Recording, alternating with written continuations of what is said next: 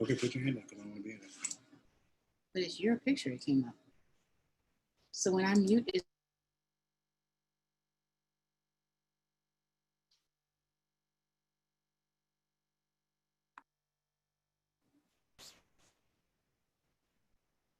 Talk to me. What'd you say? You've been unmuted.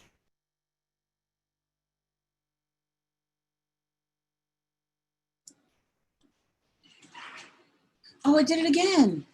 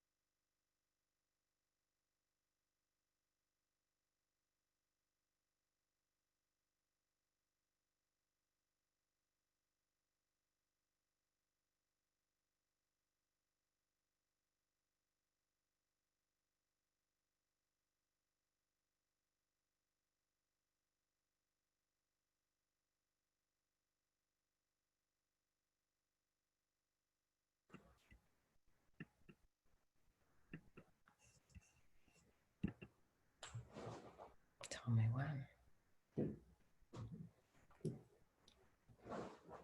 Go. Okay. Hi, everyone. Jan Schakowsky here to welcome you to my 19th annual Ultimate Women's Power Lunch. It actually breaks my heart that we can't really be together all squished into a huge ballroom or two, seeing friends that we hadn't seen for a while, lots of new faces, and feeling the tremendous energy of a couple thousand progressive women and secure men. I usually buy a new outfit for this occasion. This year, I whitened my teeth. Pretty good, right? My goal each year, my goal each year is for you to leave the lunch feeling stronger and more powerful, and yes, happier than when you came. And this is still my goal today. And Lord knows we could all use a shot of inspiration and optimism. And that's what I'm cooking up for lunch today. I appreciate you all so much for joining me. I'm sure you are pretty zoomed out. So thanks for your support. A special shout out to the host committee for being so flexible and helpful and plentiful.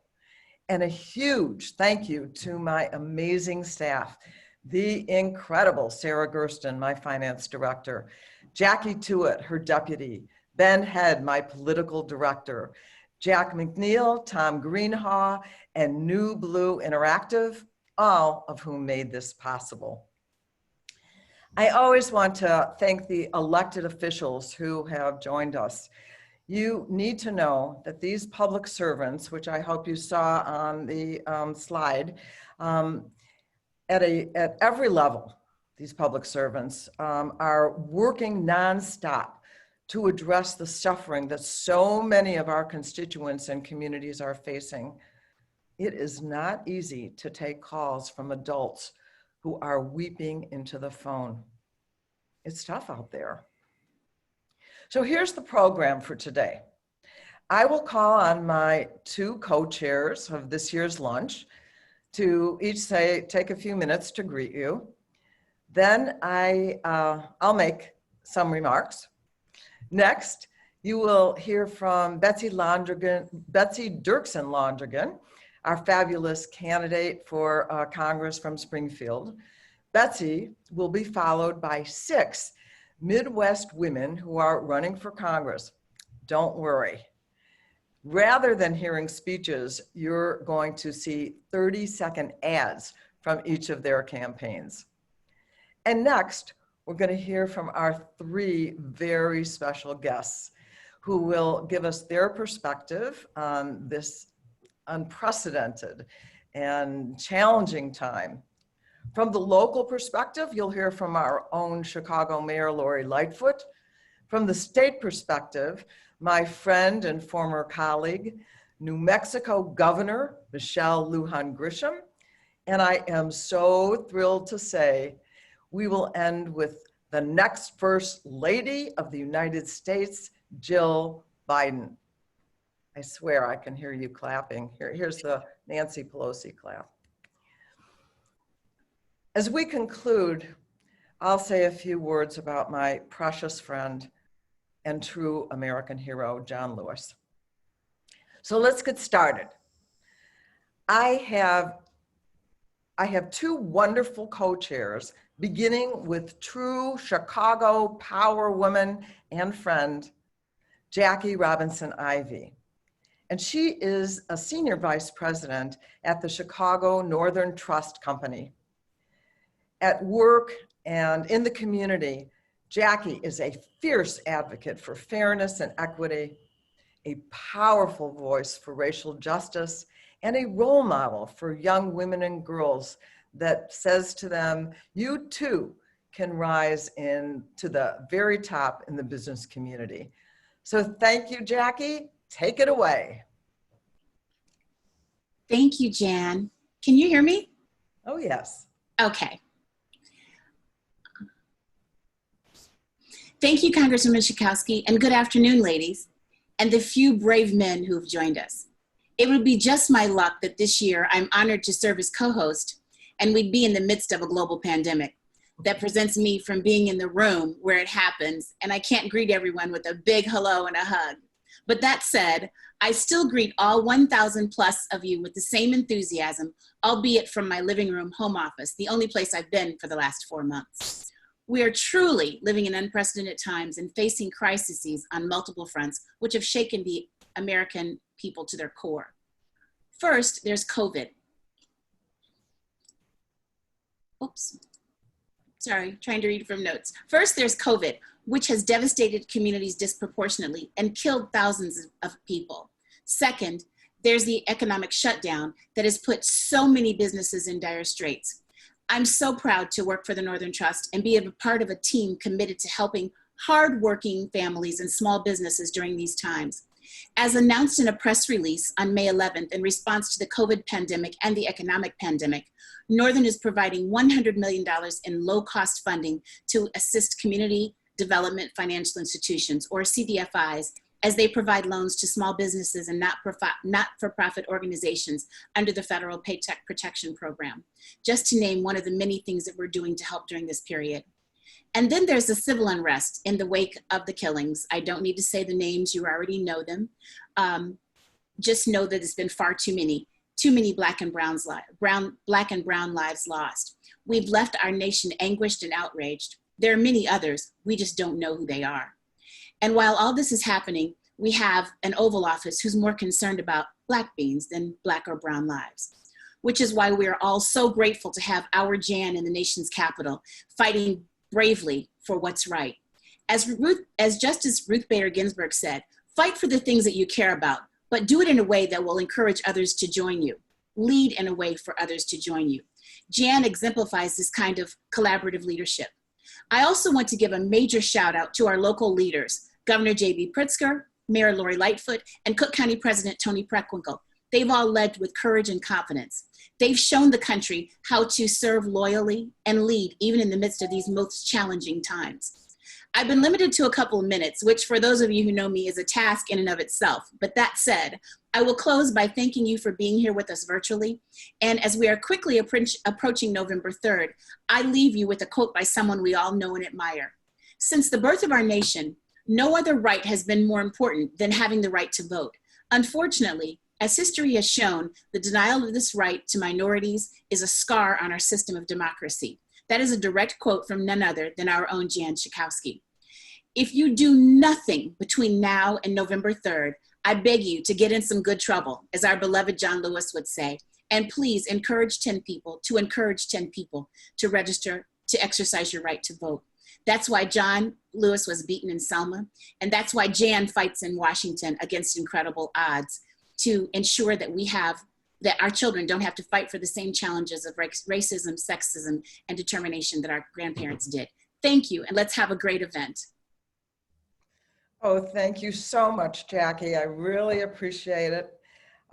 You know, I am always looking for the next generation of superstar women, and you are about to see one of them now. I'm so proud of Artur Sargon, trustee in the village of Lincolnwood, the first Assyrian-American woman to be elected and serve in that capacity in the state of Illinois. So keep your eyes on this rising star, Artur Sargon. The screen is yours. Thank you, Congresswoman Schakowsky. Can you hear me? Yes. All right. It is such an honor and pleasure to serve as co-chair for this year's Power Lunch. COVID-19 may have limited us from being together in person today, but nothing will stop this incredible group of women and allies from coming together to support you and work together to reach our shared goals. Again, my name is Artur Sargon, and I am currently a trustee in the village of Lincolnwood, the first Assyrian-American woman to serve in this capacity in the state of Illinois. Despite my educational background in political science and public policy, I never considered running for public office. As a daughter of immigrants from Iraq, I never thought it was a possibility. That is until, of course, I met Congresswoman Schakowsky. At a women's empowerment event, she shared her story of how as a new mom, she became involved in activism given concerns regarding the lack of expiration dates on groceries. Her activism stemmed from wanting answers and trying to bring to light unsafe practices in the food industry. As a new mom myself, her story resonated with me. She inspired me to become even more involved in my community. After the event, she was kind enough to take the time to talk to me and to give me some great advice. She encouraged me to run for office. I joined women across the nation who, like Congresswoman Schakowsky, wanted to find solutions for issues facing their communities and ran for public office. Congresswoman Schakowsky has had such a deep impact on me and my journey of becoming an elected official, taking the time to mentor me and guide me during one of the most pivotal times in my life. Thank you, Congresswoman, for seeing something in me that I did not even see in myself. Thank you for all that you have done and continue to do. Thank you for encouraging more women to step up in their communities and to lead. For all of us that you have helped elevate, we will not let you down. We are at a critical point in our nation. It is important now more than ever that we stand united in support of equality and justice. We need people who will lead effectively, courageously, and empathetically. Simply put, we need more women to lead. Take, for example, nations led by women and their response to COVID-19. The leaders of these nations have had appropriate and timely responses, have heeded the advice of medical experts and scientists, and have saved thousands of lives in the process. Thank you to them and to Mayor Lightfoot for putting the safety and health of their communities above all. And thank you to women everywhere who are paving the way for more women to lead. I am so thankful for this event, an event that uplifts women and promotes solidarity. Thank you, Congresswoman, for bringing us all together and inspiring us, for challenging the status quo, for holding our government accountable, and for giving me a platform to share with you all today. Now, please help me in welcoming back Congresswoman Schakowsky. Thank you. Thank you so much, Atur. I really, really appreciate my two co-chairs, Jackie and Atur. Great job and thanks. Now, I want to begin my remarks with a true fact. If every eligible voter in the country actually cast a ballot by November 3rd, Joe Biden would be the president of the United States of America, the 46th president. And let's see. Oh yeah. And if we're allowed to go, there will be one hell of an inauguration. I'm hopeful that we'll be able to. My dear sisters and brothers, we have to win. It's existential. It's do or die. And as my dear friend and Speaker of the House and Speaker at our last lunch, Nancy Pelosi says, our mission is to save lives, save livelihoods, and save our democracy. As my dear husband, Bob Creamer, reminds me when I get overly excited about a really good poll that's come out, he says, failure is not an option, but it is a possibility. Unless we, you and me, are committed to work every single day until the polls close on November 3rd. We need to make the decision to win. Every single day, Donald Trump proves again and again and again that he is completely unfit to be president. And worse, he is an affirmative danger to every person on this little planet of ours. And fortunately, every day, more and more Americans are waking up to this reality. This is a turnout election. Victory depends on enough people turning out to vote for Joe Biden. We need to engage young voters, progressives, ethnic communities, people of color, and people who, if they vote, will vote for Joe Biden. And we need them to vote in huge numbers. But also, this election, there are three groups that are especially persuadable. The over 65 voters are moving in our direction for the first time in decades. They have every reason to do so. Social Security, Medicare, Medicaid, they're all at serious risk in a next Trump administration, God forbid. Another group is suburban women who want a role model for their children and are, frankly, for many reasons, just plain repulsed by Donald Trump. Remember, do you remember that Trump lost the majority of white women? That Trump won the majority of white women. But we are seeing a growing gender gap right now. We can't let that happen again. And so we are going to have to help foster that gender gap. Evangelicals, yes, it's true. A growing number are asking, does he have any real, genuine moral values? And are organizing a Don't Vote for Trump effort. Meanwhile, the media's favorite story is that Americans are hopelessly polarized. And yes, you could conclude that if all you watch is Congress on C-SPAN. But the reality is that most Americans actually share many fundamental beliefs, progressive beliefs. Most Americans today, Black, brown, Asian, and white, now say they support Black Lives Matter. In fact, labor unions and social justice organizations have called a national strike for today in opposition to systemic racism. I want them and you to know that I stand with them. A majority of Americans reject making wearing a mask somehow a left-wing conspiracy, and calling a pandemic that has infected 3.6 million Americans and killed over 140,000 a hoax, or something that will magically disappear. Most Americans agree that people should have access to safe and affordable housing, including people with disabilities, that American children should not go hungry in this richest country in the world, and that everyone should have affordable, quality health care, including prescription drugs and abortion services.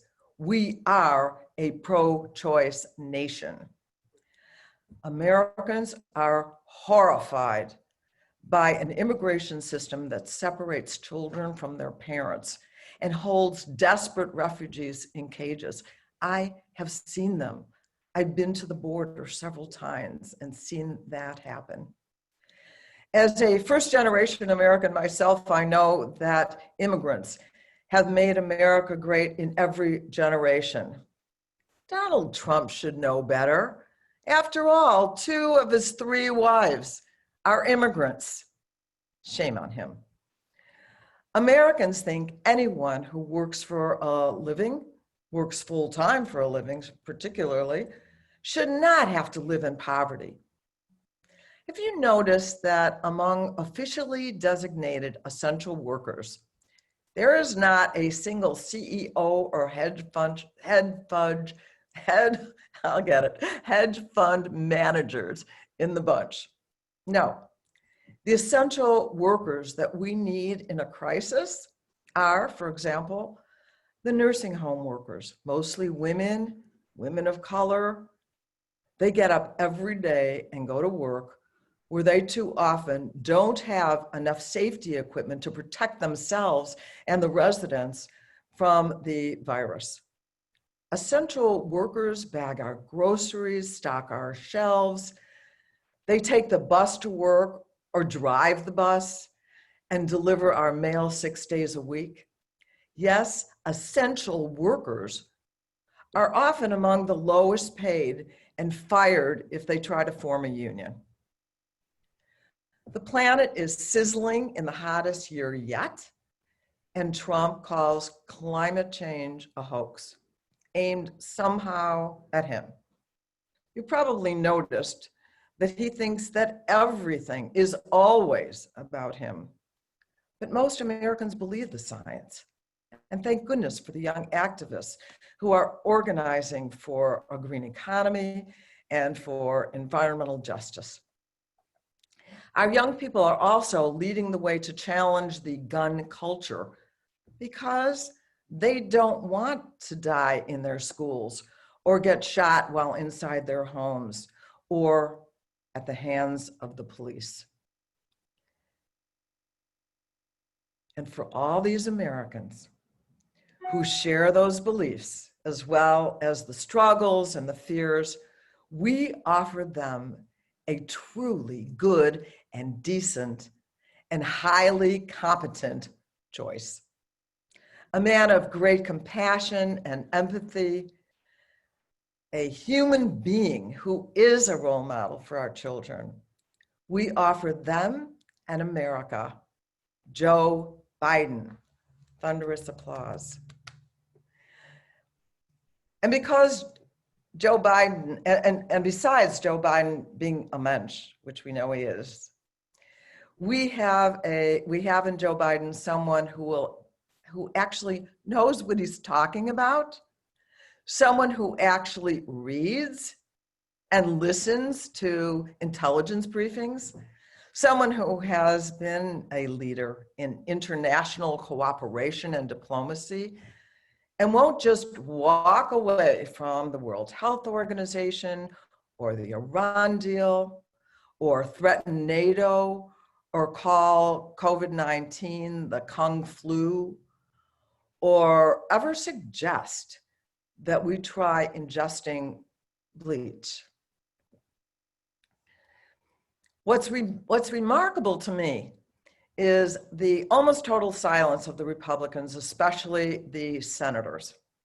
Thank goodness we Democrats in the majority in the House are in the majority in the House of Representatives, with extraordinary leaders like Nancy Pelosi. It's too late for Republican senators to rehabilitate themselves.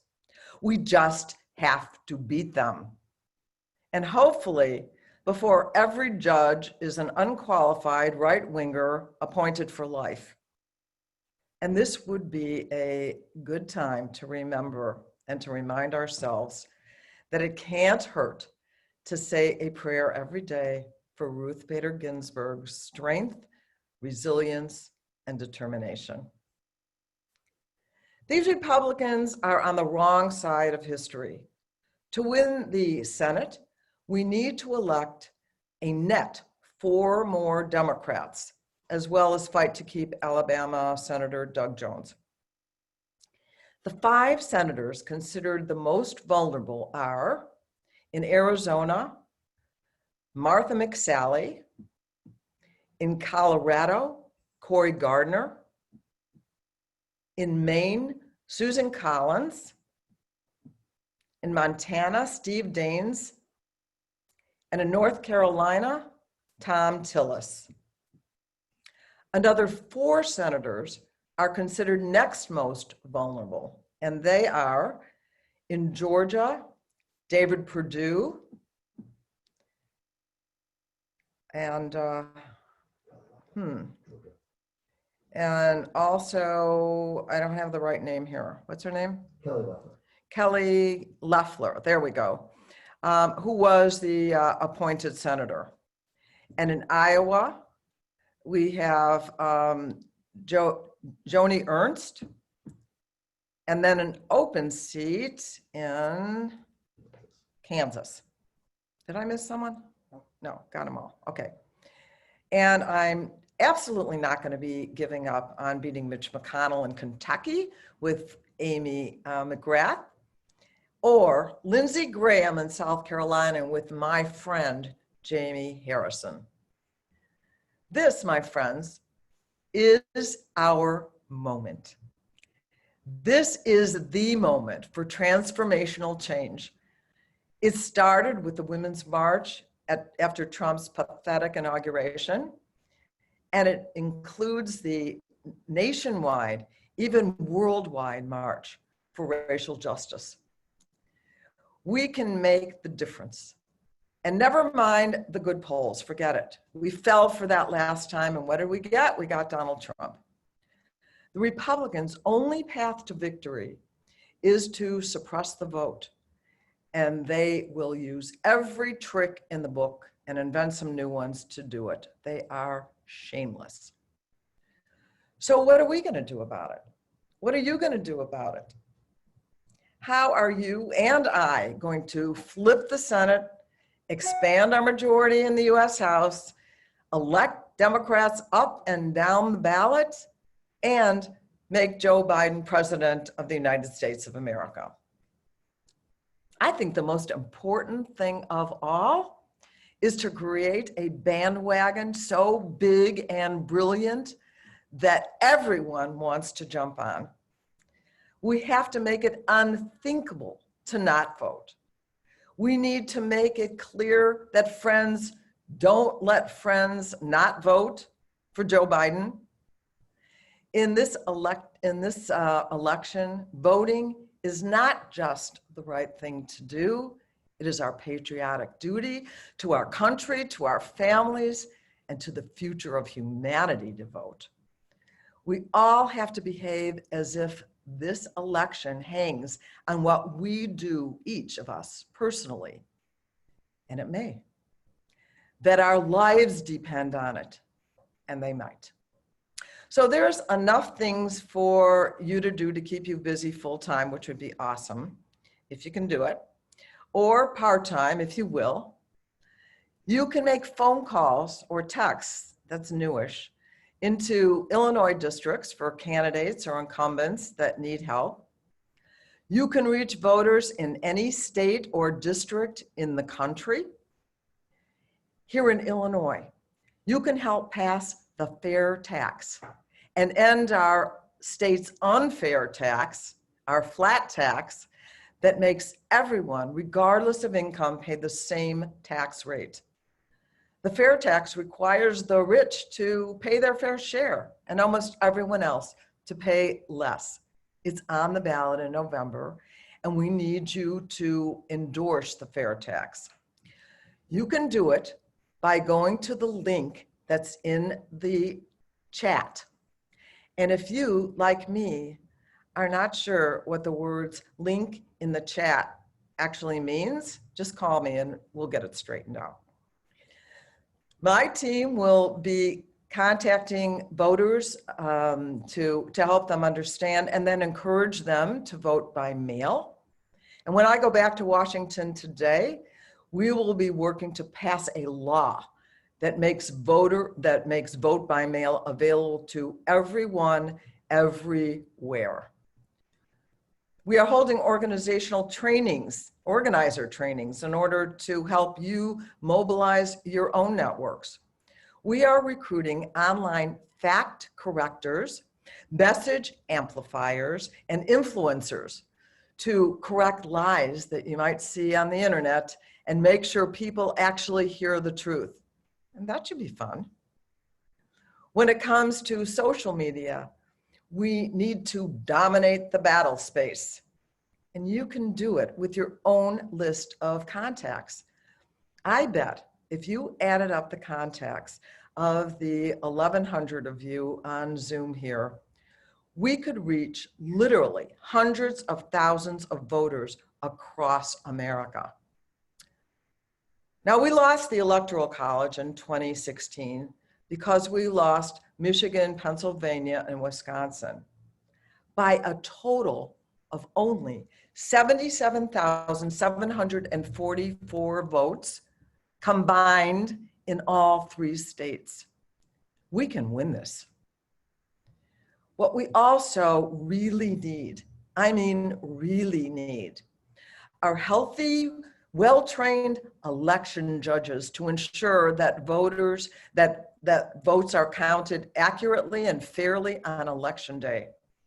We also need lawyers who can be deployed to voter hotspots where there are others who are trying to suppress the vote. Pending guidance from public health officials, we may even be able to carefully knock on doors and do more traditional election day efforts. I would look forward to that. And last but not least, you hear it coming, donations. The one thing we know the Republicans have plenty of, it's money. And since candidates are forced to rely more than usual on broadcast television, cable, digital, they need the money to be able to do it. And every contribution, big or small, really helps. To find out how you can get involved, go to my website and we will make it happen, janschakowsky.org. And never forget that when we fight, we win. And when we will, and when we can, with in the 13th Congressional District of Illinois, by electing Betsy Dirksen Londrigan, who almost won and is definitely going to win. She lost by less than 1 percentage point. And this time she is going to beat Rodney Davis. And she will be the 7th woman in our Illinois delegation, joining Lauren Underwood, who needs our help. This is her first reelection campaign. We have Sherry Bustos, who's chair of the Democratic Congressional Campaign Committee. Robin Kelly, the leader on healthcare issues in the Black Caucus. Marie Newman will be able to join us. Our fabulous senator, maybe VP, Tammy Duckworth. And then there's me. Betsy is a graduate of I Will, the campaign training program founded by Loretta Durbin. She has made healthcare her centerpiece, citing her own family story. Betsy will replace Rodney Davis, who voted literally dozens of times against the Affordable Care Act and now supports Trump's lawsuit to totally repeal it. Rodney is also a proud chairman of the Trump for President campaign in Illinois. Good luck with that. Betsy's remarks will be followed by short videos from 6 additional women that are running for Congress. All of them are from the Midwest, and all are on the Democrats' red to blue list. That means that each has a strong chance of winning, and each could use your help. So take it away, Betsy Dirksen Londrigan. Thank you. I appreciate that. And thank you, Congresswoman Schakowsky, for your leadership, for your enthusiasm, and for the opportunity to say a few words to this incredible group about our race here in Central Illinois. You know, I got into this race in 2018 to stand up for my neighbors in Central Illinois because I saw my congressman standing on the White House lawn with President Trump celebrating that they had just repealed the Affordable Care Act and taken health insurance away from millions of families. And I took that really personally because my husband and I have 3 kids. And when our oldest son was 12, he ended up in the pediatric intensive care unit with a rare illness. They did surgery on Jack. They put him into a medically induced coma. He had a ventilator that was breathing for him. And he was read last rites, not once, but twice. And that medical team saved his life every minute of every day. And without access to quality care, I would be a mom of 2 and not 3. And if we hadn't had good insurance, it would have bankrupted our family. And we deserve better, and we can do better. So I got in the race and took it to Rodney Davis. And we came within less than 1% of getting this seat flipped. That boils down to about 2 votes per precinct. So I'm back in to finish what we started. And just so that you know, we got some really fun news. The Washington Post just named him one of the most vulnerable House incumbents in the nation. Roll Call named him the most vulnerable House Republican in the nation. So let's finish this. And together we can flip this seat, and with your help, and we can expand the majority in the House by flipping Illinois 13 and by flipping 6 more seats of Democratic women who are, I'm going to introduce you to. We have Kate Schroeder running in Ohio 1, and Kate's the former Zambia country director for the Clinton Health Initiative. Through her own battle with Hodgkin's lymphoma, she discovered firsthand that what's broken in our healthcare system, and that the experience with affordable healthcare or lack thereof is truly a matter of life and death.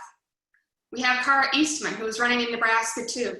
And this is a rematch for Cara, who ran for this seat in 2018, coming within less than 2% of unseating Republican incumbent.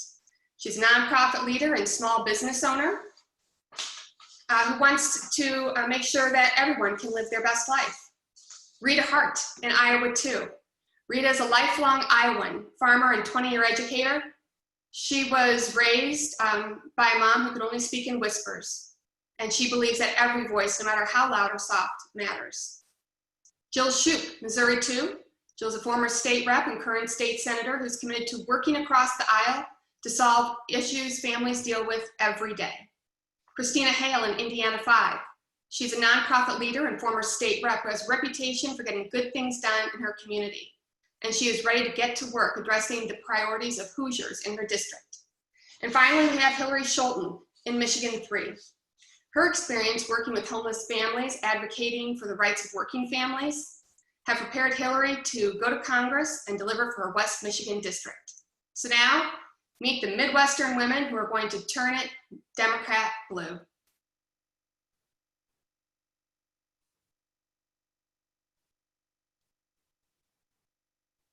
Jack was 12. A rare infection almost took his life. After intensive care for 21 days and receiving last rites twice, Jack pulled through. Donald Trump's health care plan would have bankrupted us because it allows insurance companies to cut off families with sick kids. That's not right. Donald Trump is dangerous, and it's time we had a Congress that will stand up to him. I'm Betsy Dirksen-Londrigan, and I approve this message because middle-class families can't afford Donald Trump. I'm Kate Schroeder, and if you need a problem solved, just tell me it's impossible. On the Board of Health, I helped expand dental care, even when change was hard. Working abroad against tough odds. And as a cancer survivor, healthcare is personal. I'm running for Congress to lower healthcare costs, to solve problems. It's what I love to do. I'm Kate Schroeder, and I approve this message. My hero is my grandfather, a proud World War II vet who earned a Purple Heart. He taught me to be honest, hardworking, and always stand up for what you believe in. It's wrong that Don Bacon and Donald Trump favor tax cuts for billionaires over protecting the middle class. They're too extreme and want to cut our healthcare and Social Security. I was never afraid of a fight, and neither am I. I'm Cara Eastman, and I approve this message.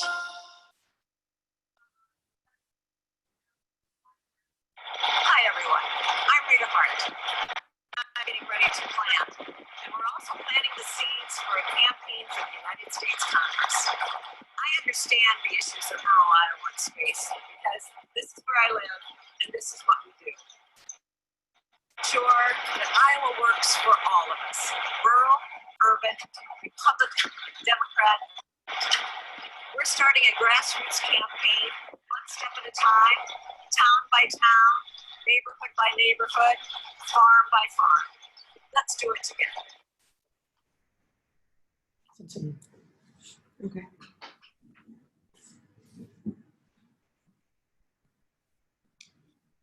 Missouri too. Jill Shoup's turning it from red to blue.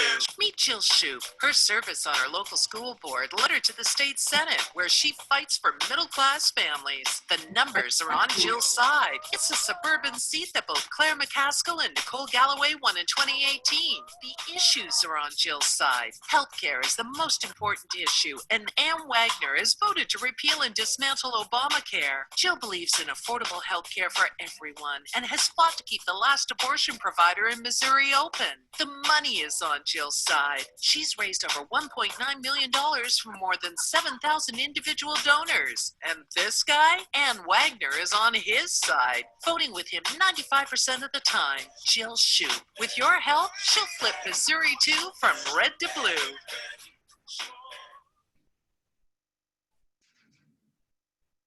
Hi, I'm Hillary Skolton.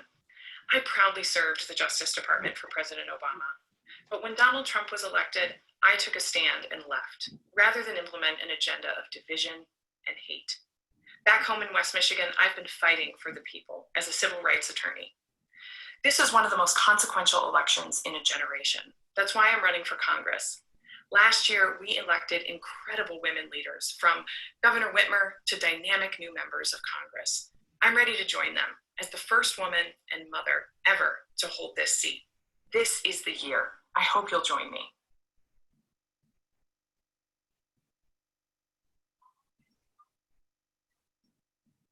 Rebuilding will be our next test, and we can't afford partisan bickering. We need problem solvers.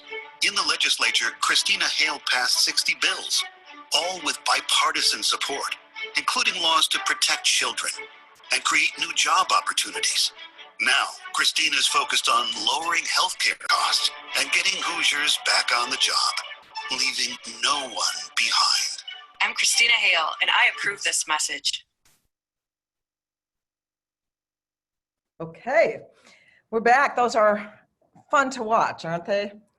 But it is now my honor to bring you three amazing women, each of whom represents fundamental positive change. I want to bring you Lori Lightfoot. I understand that we're running a little bit behind, and so I'm going to make it short, but I want to tell you that I think it's fair to say that Chicago has never had a mayor quite like her, and equally fair to say that no Chicago mayor has faced the challenges that she faces, certainly not all at one time. And to her great credit, the Chicagoans approve in overwhelming numbers of the work that she is doing. So thank you, Lori, for being here, and the screen is yours. All right, thank you very much, Jan. As everybody knows who's joined this event before, this isn't just one of the biggest convenings of women in leadership and activism, and it's such an incredible pleasure to be part of this discussion. I remember the early days when I first came to this event and what it's become.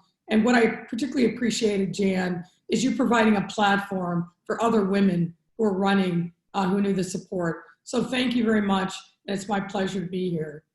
And as Jan said, nothing this summer has, in these last few months, has been anything like we would have expected.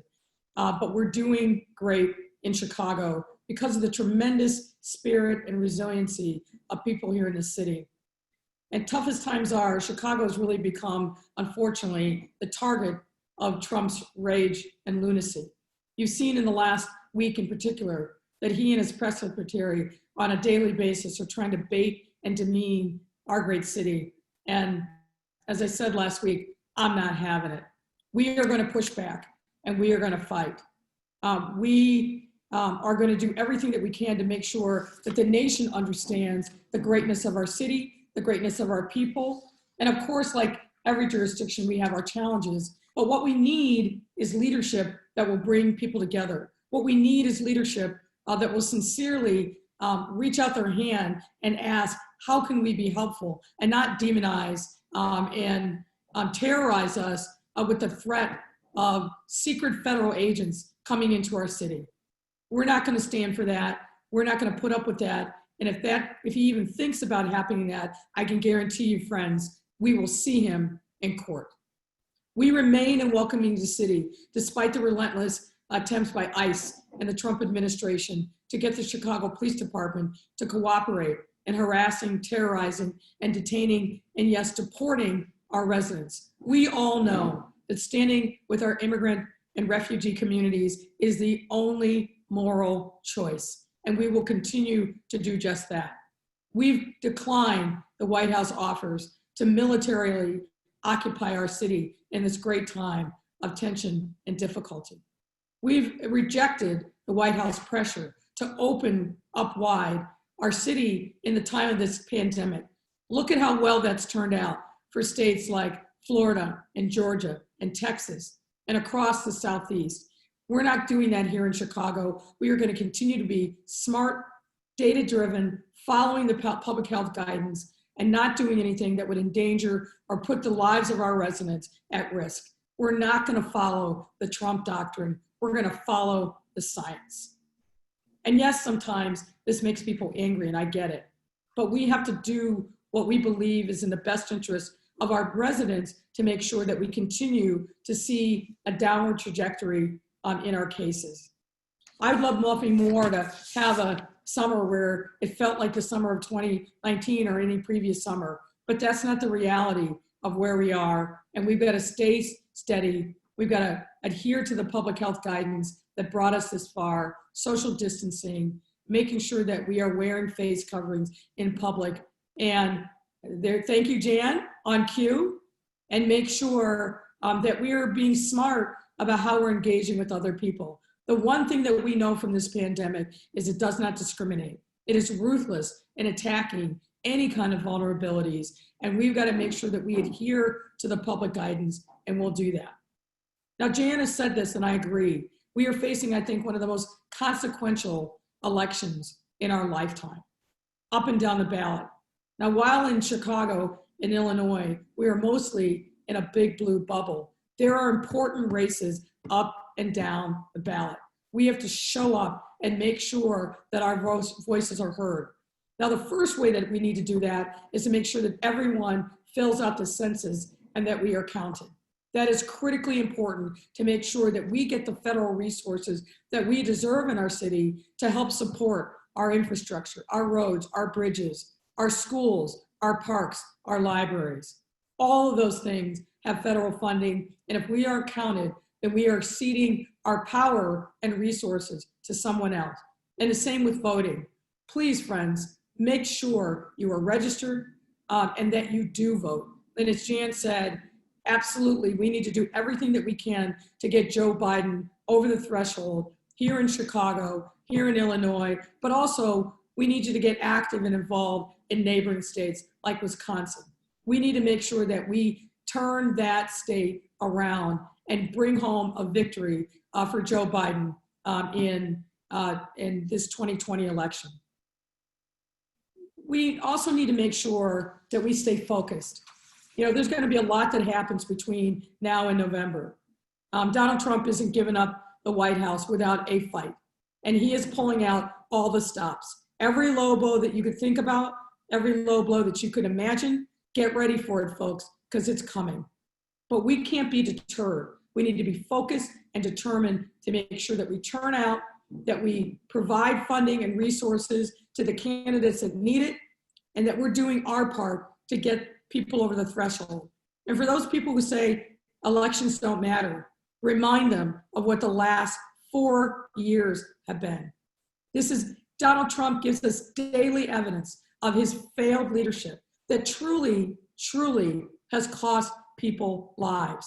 We can't afford one more day of his presidency. So this is our moment to push hard through the November election and make sure that we do everything that we can to throw him out. Jan's giving me the timeout, so I'm going to stop. Lori, you're the best. I want to chime in that you said to about the president that we're not having it, and we agree with you, and we are not having it either. You're not having it, and we're not having it. So now, and thank you so much. Now it is my pleasure to introduce Michelle Lujan-Grisham. She is the first Latina Democratic governor in the United States history. She is a 12th generation New Mexican from a family with a long history of public service in that state. And I had the pleasure of serving with her in the Congress for 3 sessions. And I just want to tell you that in addition to her many skills and talents, Michelle is really funny, and she always made me laugh. And I miss you, Michelle. And I know that you have your hands full, and I know that you're so busy. So let's get right to it. I want to thank you so much for being with us today and for talking about what it's like to be a governor at this time when often Donald Trump exports blame to the governors for anything that is difficult. And so we want to tell you that we are with you and we support you and we're rooting for you. So welcome, Governor Michelle Lujan-Grisham. Well, good afternoon, everyone. And I missed you too, Congresswoman. It was great to have women who would both be leaders and mentors to every new member of Congress, but with a real focus and attention to all the women who were elected, and the introduction of these 7 incredible congressional candidates.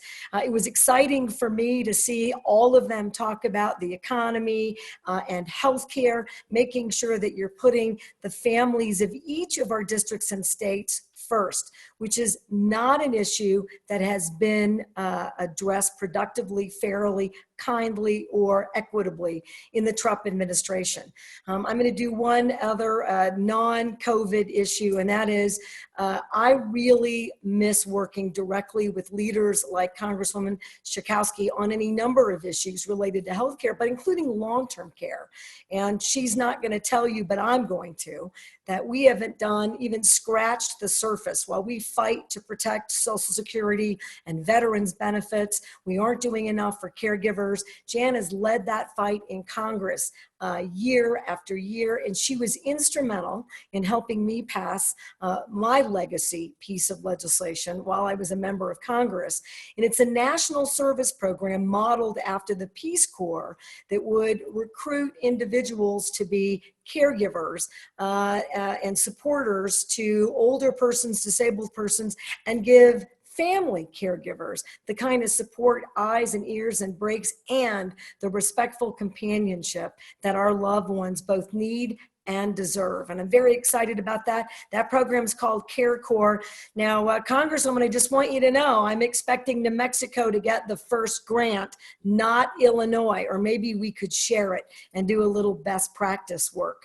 But that's why women run. It's why women are so incredibly successful. And certainly I want to talk about how we all have to come back together, which is why I am so proud to be part of this event today, and also really incredibly honored to participate directly with Dr. Jill Biden, because working with a Biden White House is a game changer, not only in terms of dealing with this pandemic.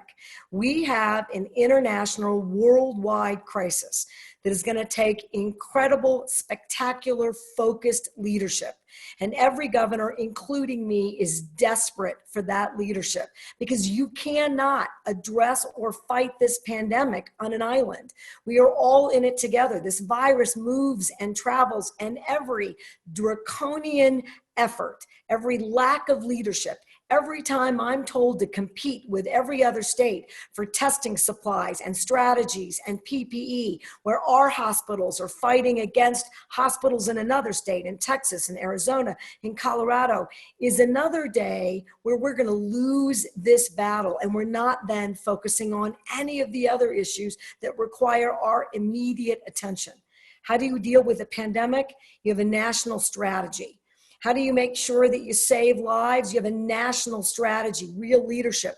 What do you do to make a difference? You make sure that public health is not about politics. This virus doesn't care who you are, where you are, or who you voted for in the last election. It's merciless.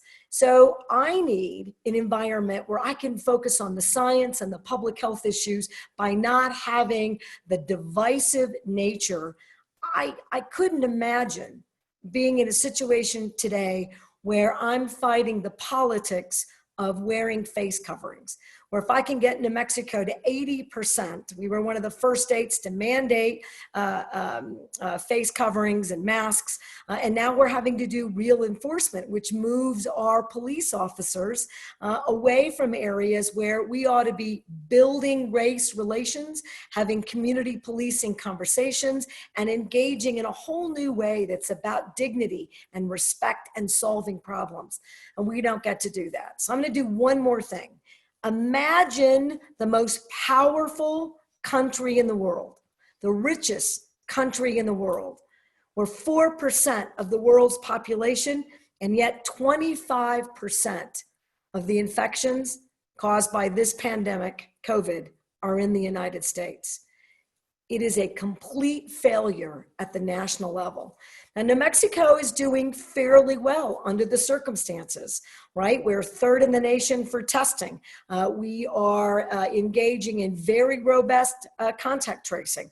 We're not doing any of that with sufficient federal support at all, and we've got about a 3-month supply and moving of critical PPE for our frontline workers, including our hospital workers. But in addition, that my North Star is making sure that we don't lose one more New Mexican, not one more. The issue is this, that as states reopened too quickly, because there was no national strategy about how to safely open, in spite of the fact that the CDC gave us very clear guidelines, that the current occupant of the White House said disregard. In fact, he said that governors that didn't disregard science were jerks. It is an unbelievable manipulation of trying to get us to do draconian, backwards efforts that quite literally hurt our constituents. This is a group of women, a group of leaders, a group of engagers who would never allow that to happen. And so in my little island, in spite of what's now happening in Texas and Arizona, and so many in Florida, other states in this country, it is too difficult to hold. We are desperate for a Biden White House, a national strategy that starts to solve problems, that makes it clear that the efforts that I am undertaking based on evidence, science, evidence-based strategies will be supported by the White House, because then we can get on with enriching and focusing on improving the quality of lives of every single American, including every single New Mexican. So while we all fight for our candidates on today's, I'm going to call it a power virtual lunch, we're also going to focus on making sure that we all show up for Joe Biden. Because when we show up and when we fight for these issues, when we're clear that health and public health needs to be reformed, it needs to be rebranded, it needs to be all about the science, and it needs to be the cornerstone of our continued and future healthcare investments. That is how we're going to build a better country. And it's going to be how we save lives, save families, and make a difference in every single state. I'm really excited to be participating today. I'm delighted to get to say hello to my dear old friend. I'm also very proud of the opportunity to shamelessly mention CareCorps, and then to remind us one more time, if we're going to build this effort together, I encourage you to have smaller virtual venues where we're engaging and making sure that our enthusiasm for the upcoming November election doesn't wane, not for a minute, and that we highlight the states, the governors, the mayors that are making a difference every day, that are fighting against divisiveness and cruelty and hatefulness, and the fact that we are abdicating every single federal and national responsibility that would in fact save lives and honor the work of our first responders. I can keep doing this work every single day. I can fight the fight as long as I know that I'm not in it alone, that I've got powerful women and powerful men who are engaging to make a difference in their communities, who are putting their hat in the ring as candidates, who are all working together in the same way. New Mexico will deliver for Joe Biden in November. And when we do that, we're going to continue to send incredible women to any number of office, including we are likely to be the first state in the nation to have a completely democratic field of women of color representing our 3 congressional districts. It's incredible. And we're about to send the incredible assistant speaker, the incredible, remarkable Ben Ray Lujan to the US Senate.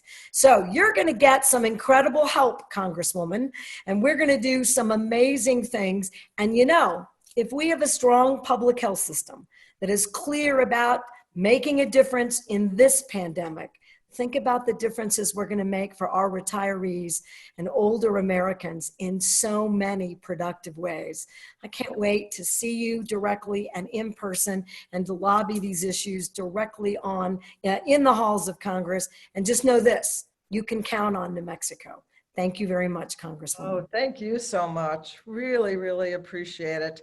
And now I'm going to make it, I have a much longer introduction, but I'm not going to give it because I know that Jill Biden has done such an honor by coming by. But let me just say that Jill Biden was the second lady of the United States for 8 years, and it really is high time for her to be the first lady. She is about the nicest person that you're ever going to meet. And we are so lucky to have her here today. She did so much during the Obama-Biden administration. I'd like to mention those, but I am not going to because I want to get right to her. We are so proud, and Dr. Biden, Jill Biden, you should know though, I want our people to know that she continues her work teaching at Northern Virginia Community College and is also spending her time traveling for her husband, Joe, to be president of the United States of America. And so it is with a tremendous amount of gratitude and honor that I bring you the next First Lady of the United States of America, Dr. Jill Biden. Thank you, Congresswoman Schakowsky. And Jan, thank you for your leadership, your support, and the invitation to join you today. You know, I'm so excited to be here with so many powerful women. And Governor Lujan-Grisham, what an honor it is to share a virtual stage with a woman who last year oversaw one of the most productive legislative sessions in your state's history. Mayor Lightfoot, it's great to see you again as well. One of my final trips before the shutdown was standing with you in City Hall when you endorsed Joe. And you're a trailblazing leader, and we are so honored to have your support in this race. Many of you I know, but for those of you who might know me less well than my husband, I'd like to start by telling you a little bit about myself. I grew up the oldest of 5 girls in a suburb of Philadelphia. And when I dreamed of what my life would become, I knew that I wanted 2 things: a marriage like my parents, strong and loving and full of laughter, and I wanted a career. So I set out to find those things, but my path was a bit meandering. It was the 70s. Vietnam, love beads, equal rights. I wore my hair down to the middle of my waist, and so did most of the men I dated. So one day I was asked out on a date from out of the blue. And that evening, a handsome young senator showed up at my door. Well, I opened the door and I took one look at his perfect suit and his leather loafers. And I thought, thank God it's only one date. Well, one date eventually turned into a marriage proposal. And okay, if I'm being honest, it was 5 proposals because this was not part of my plan. And more than that, it wasn't just my heart that was on the line. As many of you may know, just after Joe was elected to the Senate at age 29, he was in his new DC office to hire staff when he got a call from the Delaware State Troopers. His family had been in a car accident, and his wife, Nelia, and baby daughter, Naomi, were killed. Bo and Hunter survived, but they were seriously injured, and Joe was later sworn in at their hospital bedside. And since the accident, their family had pieced itself back together as best they could. They had a bond of love and memories, grief, and absolute trust. And I couldn't stand the thought of letting down those two little boys who were ready to open their hearts to me. I knew if I said yes to Joe, it had to be forever. Eventually, I realized that my love for them outweighed any fears I had, and I said yes. Still, it's hard to know what you owe a spouse who died before you came along. A lot of people wrestle with the fact that the love of their lives loved someone else first, and perhaps never stopped loving that person. Some people feel jealous. Some feel inadequate. Some let questions of what would have been eat away at their peace of mind.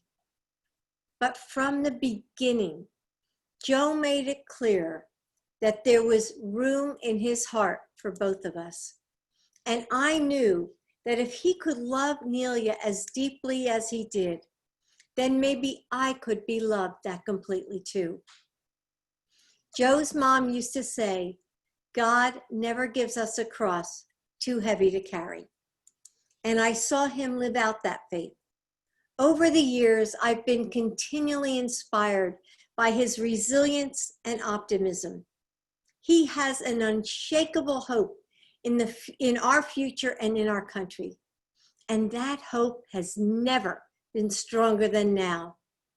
In the midst of this pandemic, we have seen so many Americans rise to the moment, with essential workers, the majority of whom are women, risking their lives, their health to save lives and keep food on our tables.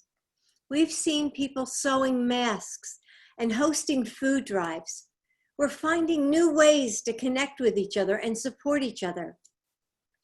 In this dark time, we are seeing that the heart of our nation still beats with kindness and courage. And we deserve leaders who reflect that spirit.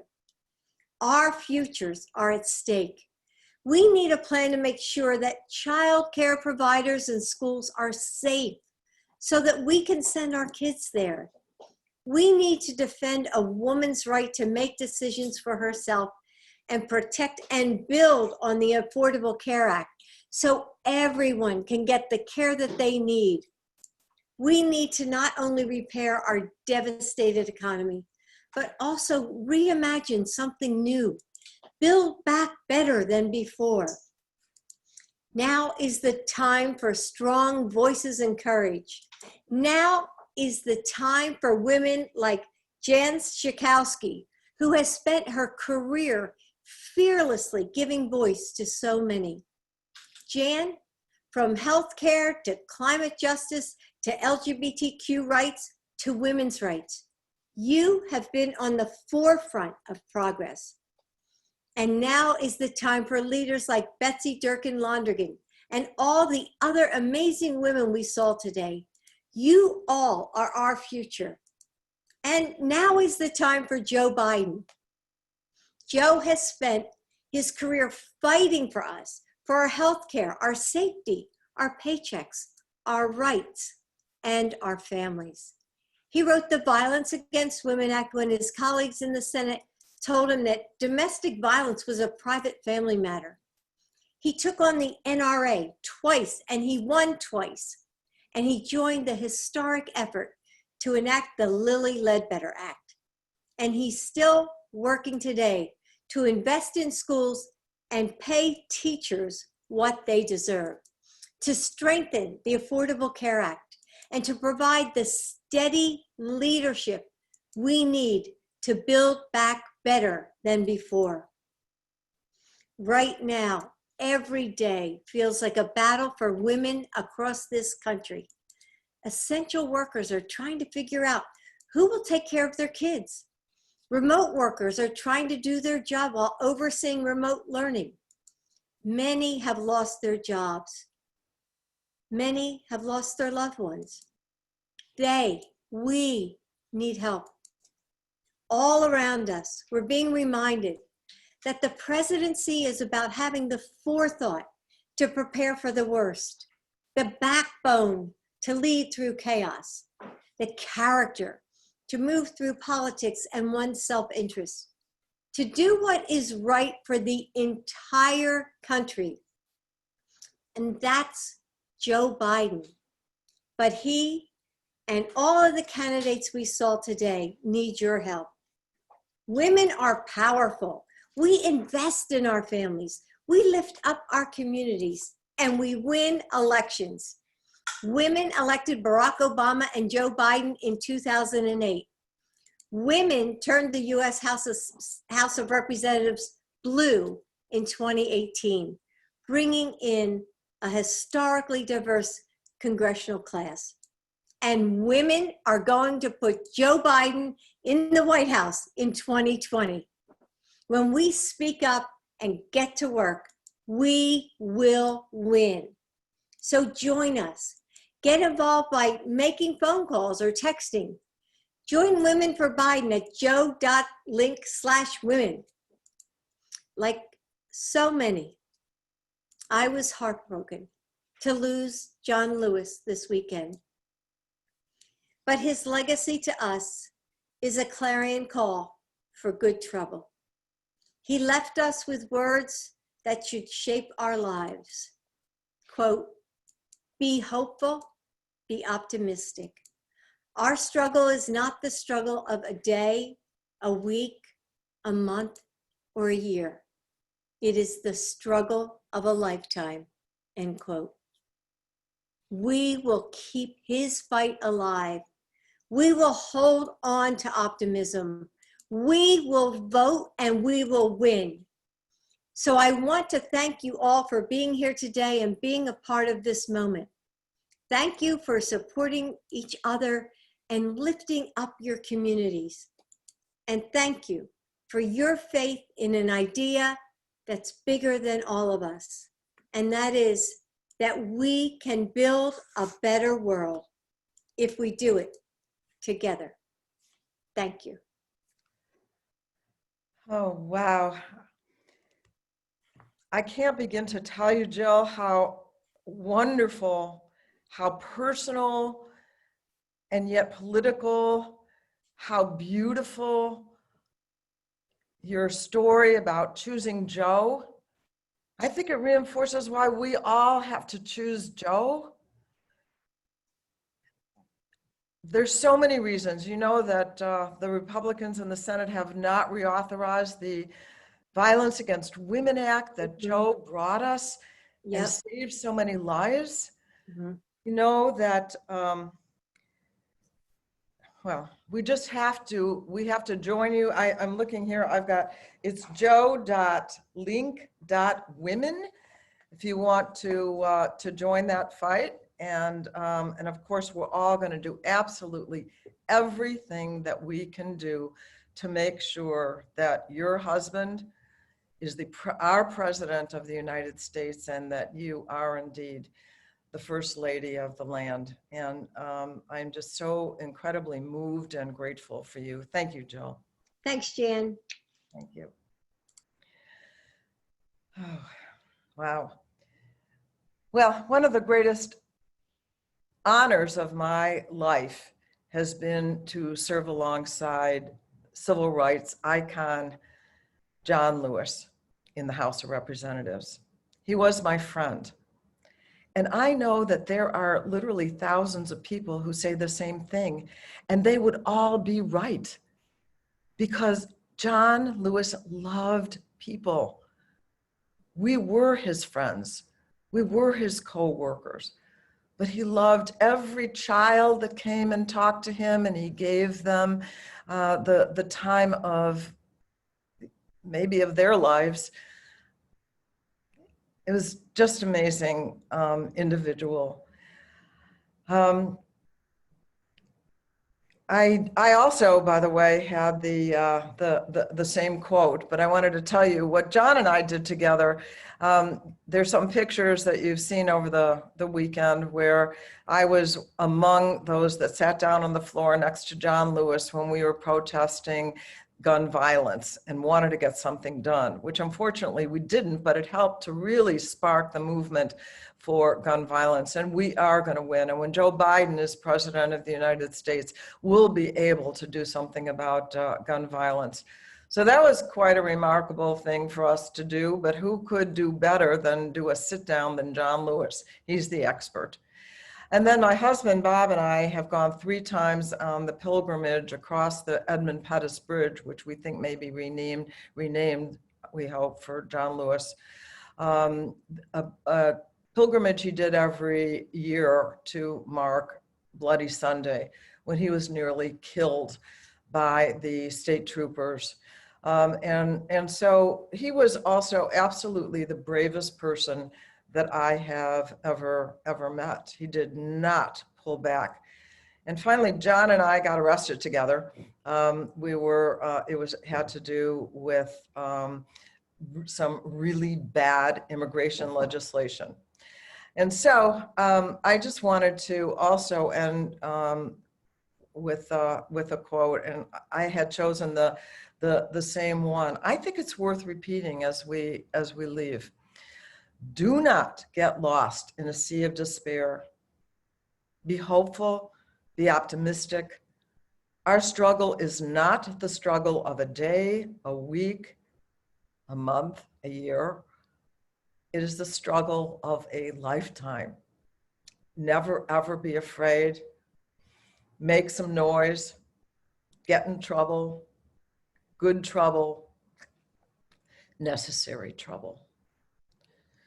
So my beloved community, that's a phrase that John Lewis often used. Thank you so much for standing with me. I wish you good health and safety and comfort and courage. And happy birthday to Michelle Stagman-Kurlander. I love you all. And thank you so very, very much. Next year at the Hilton.